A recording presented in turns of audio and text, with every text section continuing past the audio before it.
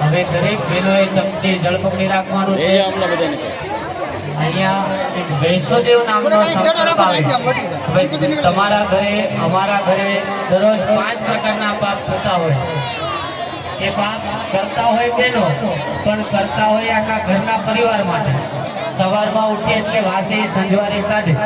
એ સંજવારી કાઢતા કાઢતા અમુક જીવજંતુઓ નાશ પામે, ત્યાં આગળ આપણને પેલો દોષ લાગે.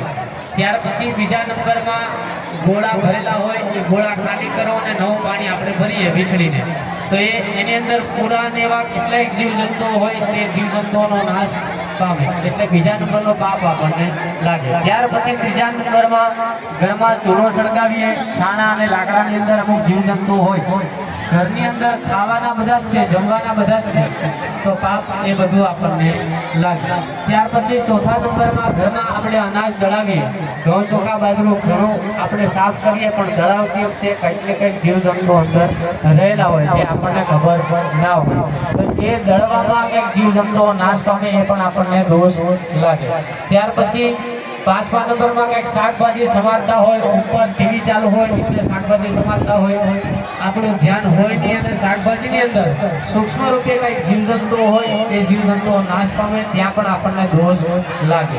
ત્યાર પછી શાસ્ત્રમાં કીધેલું છે કે મહિનાની અંદર અમુક દિવસો ધર્મની દ્રષ્ટિએ બહેનોએ પાળવા જોઈએ, પણ કલિકાળના પ્રભાવથી, સમયના અભાવથી એ દિવસો આપણે પાળી શકતા રાખવાનો. અને ભાઈઓએ 2 હાથનો ખોબો રાખવાનો. આ બ્રાહ્મણો જે જળનો અભિષેક કરે છે એ જળનો અભિષેક તમારા પુણ્યનો ઉદય થાય એટલા માટે આપણે જેટલા દેવતાઓને આહુતિ પ્રદાન કરવાના છે એ બધા દેવોને આપણે પહેલાં અંજલિ આપી, જળની પ્રિયંતામ પ્રિયંતામ શબ્દ કરી અને જળની અંજલિ આપી, અને જળની અંજલિથી તમારો અભિષેક થશે. બ્રાહ્મણો તમારા ઉપર જળનો છંટકાવ કરશે. અને શાસ્ત્રમાં એવું કીધેલું છે કે પત્નીનું સ્થાન 3 જગ્યાએ ડાબી સાઈડ, આયોજન થોડું 3 જગ્યાએ ડાબી બાજુ છે. કે આવો સરસ મજાનો યજ્ઞ કર્મ કરી રહ્યા હોય ત્યારે અભિષેકના સમયે, જ્યારે અભિષેક કરવાનો આવે ત્યારે પત્ની ડાબી સાઈડ હોવી જોઈએ. ભગવાન સીતારામની મૂર્તિ જુઓ, રાધા કૃષ્ણની મૂર્તિ જુઓ તો માતાજી ડાબી બાજુ અર્ધાંગીની છે, વામાંગી છે. તો એટલા માટે આજે અભિષેક કરવામાં આવે છે એટલા માટે પત્ની ડાબી બાજુ છે. બીજા નંબરમાં ભોજન સમય હોય ત્યારે પણ પત્ની ડાબી બાજુ હોય. અને કોઈ પ્રવાસે જાઓ, પ્રવાસના સમયે, એટલા માટે ભારતીય પરંપરા અનુસાર જે 4-વ્હીલમાં જે ડ્રાઇવિંગ સીટ છે એ પણ જમણી બાજુ છે, કારણ કે પત્ની ડાબી બાજુ બેસી શકે. વિદેશોમાં એ પરંપરા નથી.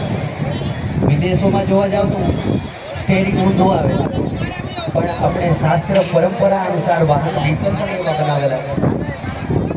અને અંતે એવું કીધું છે કે શયનમાં પણ, શયન કક્ષમાં સુવા જાઓ ત્યારે પણ પત્ની ડાબા હાથ બાજુ જોવી જોઈએ.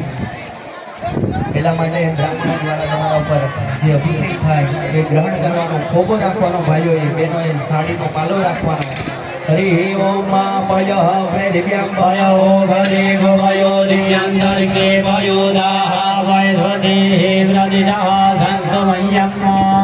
ઓમ જહો શાંતિરંતરિક્ષ શાંતિ પૃથિવી શાંતિરાપ શાંતિરોગદય શાંતિ બાલવદય શાંતિર્વિશ્વે દેવા શાંતિર્. હા બોલે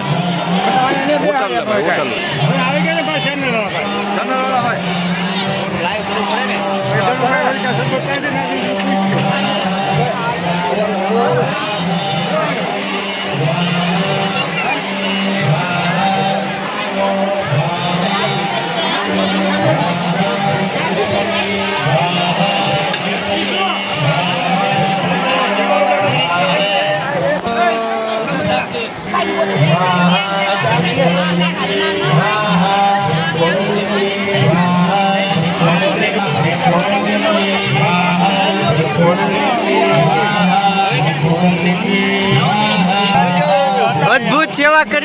અમીરભાઈ.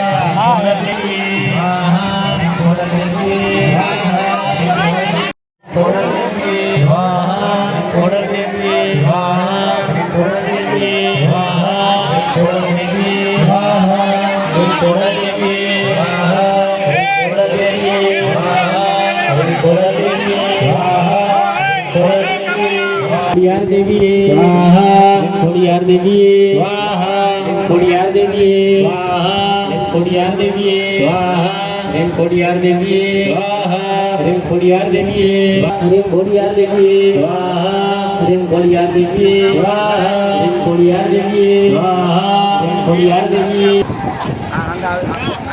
અહીંથી શરૂ કરી હાલવાનું.